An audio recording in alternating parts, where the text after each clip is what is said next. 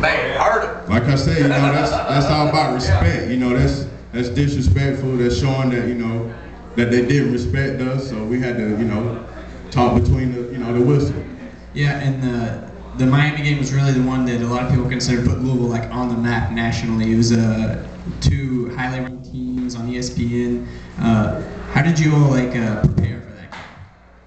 It's like any game, you know, like we treated every game like a championship game. No matter if it was Murray State or Kentucky, you know, we treated every game like a championship week. So you played 1 year under Crackthorpe, right? 1 year, yeah. Did you see like a lot of differences between the two coaches? I did. The big difference that I saw was Coach Petrino demanded that we be students of the game. I didn't really see that, you know, under Crackthorpe. Not to take anything from Crackthorpe, he's a great coach, great guy, but I guess we responded more to, you know, someone in our ear opposed to, you know, someone, you know, kind of laying back and not really demanding it from us. So. Yeah, that was one thing I was wondering. Do you really think that Crackthorpe was just kind of his way of coaching really conflicted with Petrino? So it did. I mean, you got guys that, you know, been in this, you know, I guess system where we were trained to be robots, but we didn't, you know, there's little room for error. And you bring in a new coach, new system, new coaching style, and you know it was a shock to us. It was like jumping in cold water, you know, unprepared. So that kind of threw us off. Okay, so do you think maybe if Coach Crackthorpe had a different set of players, maybe he would have done better at Louisville? I wouldn't say players. I mean, I think it goes back to the coaching style. You know, we were used to a certain system and how things were done, and it was completely, you know, turned around. So it's kind of hard to, you know, get that out of players who are used to, you know, a certain system and expecting them to turn it around in 1 year. So. Yes, Anybody have any questions for Preston in our audience? Come on up, Tony. First off, I want to say in that West Virginia game, there was a mental error by the referees on the onside kick. Oh yeah. Yeah. Bad play I'd call. like to ask, when did you guys actually hear in the Liberty Bowl that Coach Smith was going to Michigan State? Did he tell you at halftime? Well, that was kind of circulated amongst the players during the second half. my first year. Yeah, that was before. My first year was Coach Petrino's first year. Right. Titch can answer that. Come on up, Josh. Why don't you field that one, baby?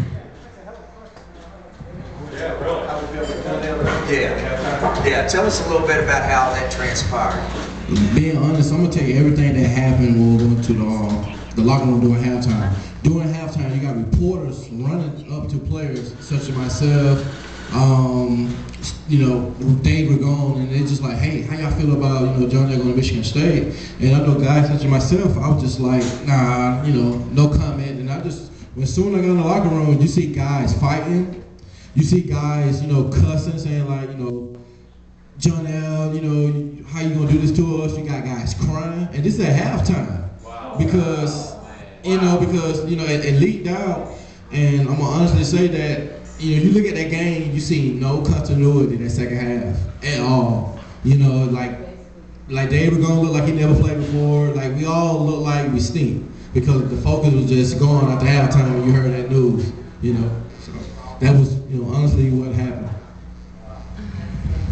So it was basically over at that point in time, wasn't it? Yeah. We weren't gonna play for him. It was over. It was just at the point where, hey, let's just get this game over. Yeah. You know, guys were talking about go party. You know, let's go party, and that thing, you know, Coach Petrino came in and it was just blast. And you know, like the person said, it was like military. You know, it was straight discipline. Like soon you walk in that building, you know somebody got control of you when they can look at you with their eyes and make you do something. When somebody can look at you and say, go get me that cup, without saying a word. And that's what, you know, Coach Petrino demanded. Like he was just straight up forward, you know, just perfectionist.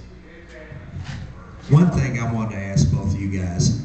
I've noticed when guys would make a mistake on the field, Coach Petrino would go over there and seek them out wherever the hell they was at on the sideline, and he'd gently grab by their mask and he'd bring it up and he would say, whatever the hell he said to him, the mistake was never made again. Did you all ever have one of those, you know, naturally like any player, where he pulled you aside and just whatever he said, like if you ran a route wrong or didn't hook up, or say you missed a reading an offensive assignment or something, and didn't. I remember it was one game, I think it was against Cincinnati, and we had 97 blue call out, and I played slot receiver. So with a 97 blue call out, that means all inside receivers got a 6-yard speed out, and the outside receiver got to run a protect route. That's a go route, so that the cornerback don't sit in the cover 2 and hit you. And for some reason, I knew that if I ran that out route, I was gonna get knocked out. I promise you. And I just switched my whole route like I forgot the route. And you know, I can't say what Bobby said, but that was the only time. But he never walked up to me and cussed me out. But just from looking at him on the sideline, like, you know, he gave me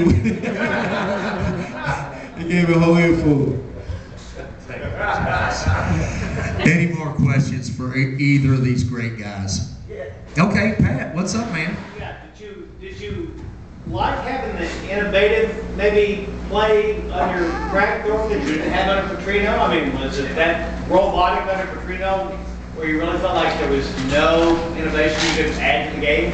Yeah, I mean, you know, on defense, you know, we took pride in tapping the hat. It was something we did after we make a play, you know, one of the guys make a tackle, and, you know, it was just showing excitement, you know, and he took that away from us. He wasn't a big fan of, you know, the defense jumping around and having fun. You know, that's what we did, and that's what, you know, we have always, you know, known to do, was have fun, and he kind of took that away from us. And I mean, it's kind of hard to tell a defense to go out and, you know, not really play with excitement, you know, and especially something that, you know, we've I guess, stuck to over the years, and, you know, it was a big part of our defense, you know, that got us going. You know, one guy go make a big play, tap the hat. You know, you got 11 guys, 10 guys around that one guy, and the next guy can't wait to get his hat, you know, hat tapped. So, you know, and he kind of took that away from us, and, you know, maybe that was his coaching style and wasn't really with that, but I think that kind of affected our defense a little bit.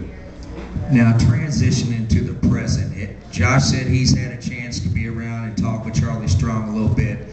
You've kind of seen his coaching style and how he handles things after a big play. He'll go chest bump the players. The position coaches are out there looking when their guys make a play. They're the first one on the sidelines to congratulate him. It seems like there's a lot of excitement.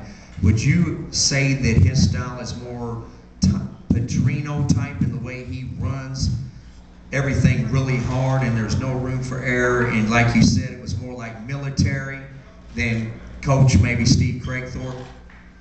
Yeah, I wouldn't say it was, you know, it was similar to Petrino. Nobody's style is like Petrino. You know, I think he has his own, you know, style, system, way he does things, but it's similar, you know, to his system and very different than Craigthorpe's system. And I think, you know, that's what Louisville football is all about, you know, going out, dominating teams, and, you know, going out with a lot of heart, playing hard. Now, being on that 2007 squad, you guys had just won the Orange Bowl. Naturally, you had some guys that left, but you all still had a good core of this Orange Bowl team. And it just seemed like something was out of place, that you all had enough parts, and I don't know, it just seemed like the excitement was gone at the spring practices. It was more like a glamour thing than Bobby Petrino, like you said, let's get busy. You know, we don't care if the media or who's here, we're here to play football. It just seemed like under Craigthorpe in 2007, it was more like this media blitz at the beginning of the year more than it was like, let's get out there and play smash mouth football. Right, you know, like I said, being a freshman,